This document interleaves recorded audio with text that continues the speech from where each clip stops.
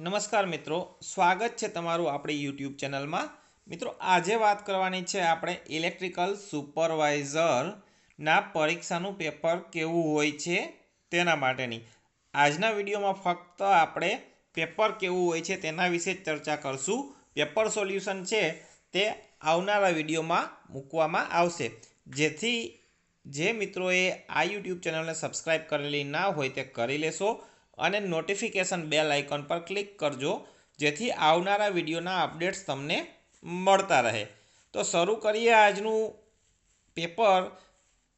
મે 2018ની અંદર કેવું પરીક્ષામાં પૂછાયેલા હતું અથવા કયા કયા પ્રશ્નો હતા અથવા તો કઈ રીતનું પેપરનું માર્કિંગ હોય છે તેના વિશેની વાત આપણે કરીએ। તો 2 કલાકનો સમય આપવામાં આવે છે। કુલ ગુણ 50 માર્ક્સનું હોય છે। તો સૌપ્રથમ ગમે તે અથવા કોઈ પણ પરીક્ષાની અંદર જે સૂચનાઓ આપવામાં આવેલી હોય છે તે ચુસ્તપણે વાંચી લેવી જોઈએ। તો સૂચનાઓ છે, કોઈ પણ 5 પ્રશ્નના જ ઉત્તર આપો। એટલે તમારી પાસે 7 પ્રશ્નો હોય તો એમાંથી ફક્ત તમને જે વધુ આવડતા હોય તેવા 5 પ્રશ્નના જ ઉત્તર આપવાના રહેશે। બધા પ્રશ્નોના સરખા ગુણ છે, એટલે 50 માર્ક્સનું પેપર છે તો દરેક પ્રશ્નના 10 માર્ક્સ આપવામાં આવે છે। જમણી બાજુના અંકો પૂર્ણ ગુણ દર્શાવે છે, એટલે કે જમણી સાઈડ જે માર્ક્સ લખેલા હશે તે કુલ ગુણ દર્શાવે છે।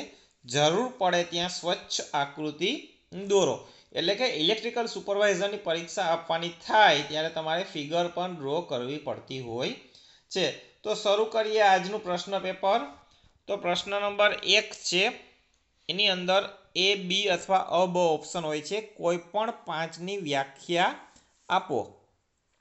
એટલે કે આ પ્રશ્નની અંદર તમારે 7 થી 8 જેટલી ટર્મ્સ હોય છે, એની તમારે વ્યાખ્યા લખવાની હોય છે, એમાંથી પણ કોઈ પણ 5ની। તો અની અંદર છે ફોર્મ ફેક્ટર, આવૃત્તિ, ટાઈમ પીરિયડ, અવરોધકતા અને સાયકલ, RMS કિંમત અને કેપેસિટન્સ। જો આ અ અને બ દરેક પ્રશ્નની અંદર અ અને બ હશે, એમાંથી બંને તમને અ અને બ આવડતા હોય તો જ એ પ્રશ્ન તમે સિલેક્ટ કરજો અને તમે એના આન્સર આપજો। હવે અની અંદર જોયું કે વ્યાખ્યાઓ આપવાની છે। બ પ્રશ્ન જોઈએ તો બની અંદર એક દાખલો પૂછવામાં આવે છે જે ખૂબ જ સરળ હોય છે। 25 ઓહમ, 50 ઓહમ અને 75 ઓહમના 3 રેઝિસ્ટન્સ 200 વોલ્ટ ડીસી સપ્લાય સાથે સમાંતર જોડેલા છે। સર્કિટમાંથી પસાર થતો કુલ કરંટ શોધવાનો છે, તેમજ 50 ઓહમના અવરોધમાં વપરાતો કુલ પાવર પણ શોધવાનો છે। આ એક દાખલો ગણવાનો હશે। તો આ દાખલો આપણે નેક્સ્ટ વિડીયોમાં આખું પેપર સોલ્યુશન મૂકવામાં આવશે। ત્યારબાદ પ્રશ્ન નંબર 2 આવશે આપણી પાસે। પ્રશ્ન નંબર 2ની અંદર પણ અ અને બ હશે।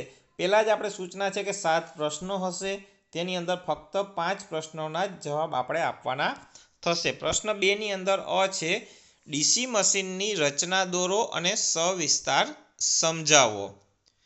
ડીસી શન્ટ મોટરનું 3 પોઇન્ટ સ્ટાર્ટર દોરો અને તેનું આકૃતિ અથવા એનું વર્ણન કરીને સમજાવો। તો આ રીતનો આ પ્રશ્ન નંબર 2ની અંદર પણ તમારે અ અને બ હશે। ત્યારબાદ પ્રશ્ન નંબર 3 જોઈએ। એની અંદર અ છે, સિંગલ ફેઝ ટ્રાન્સફોર્મરનું કાર્ય સ્વચ્છ આકૃતિ સાથે સમજાવવાનું અને તેમાં થતા વ્યય એટલે કે લોસીસ લખવાના રહેશે। બ પ્રશ્ન છે, કોર પ્રકારના અને સેલ પ્રકારના ટ્રાન્સફોર્મરની સરખામણી કરવાની રહેશે। ત્યારબાદ છે પ્રશ્ન નંબર 4, એની અંદર પણ અ અને બ, સ્ક્વિરલ કેજ ઇન્ડક્શન મોટર અને સિંક્રોનસ મોટર વચ્ચેનો તફાવત લખવાનો રહેશે। બ પ્રશ્ન છે, DOL સ્ટાર્ટર દોરો અને તેનું કાર્ય સમજાવો। પ્રશ્ન નંબર 5 છે, સિંગલ ફેઝ ઇન્ડક્શન મોટરના પ્રકાર લખો અને કોઈ પણ એક સવિસ્તાર સમજાવો। અંડરગ્રાઉન્ડ કેબલનું વર્ગીકરણ કરો અને કોઈ પણ એક સવિસ્તાર સમજાવો। અ અને બ। એટલે આની અંદર આ તમને 5 પ્રશ્નો પૂરા થયેલા છે. પ્રશ્ન નંબર 6 છે. હવે એની અંદર અ જોઈએ. એસી ટ્રાન્સમિશન સિસ્ટમના ડીસી ટ્રાન્સમિશન સિસ્ટમ ઉપરના લાભો અને ગેરલાભો જણાવો. બ પ્રશ્ન છે, અર્થિંગના પ્રકાર લખો અને કોઈ પણ એક વિશે સવિસ્તાર સમજાવો. ત્યારબાદ પ્રશ્ન નંબર 7 છે, ટૂંકનોંધ લખો. કોઈ પણ 3 વિશે ટૂંકનોંધ લખવાની છે. 1 છે સીટી અને પીટી, 2 છે ઓટો ટ્રાન્સફોર્મર, 3 છે મેગર, 4 છે પીએફ સુધારણા, 5 છે ઈએલસીબી અને 6 નંબરનું છે બેટરીની જાળવણી. તો આ રીતના આપણે કુલ 7 જેટલા પ્રશ્નો જોયા. તેની અંદર તમને જે આવડતા હોય તે 5 પ્રશ્નોના જવાબ લખવાના રહેશે. 50 માર્ક્સનું પેપર હોય છે અને 2 કલાક જેટલો સમય હોય છે. મિત્રો, આ પેપર મે 2018ની અંદર પૂછાયેલું હતું.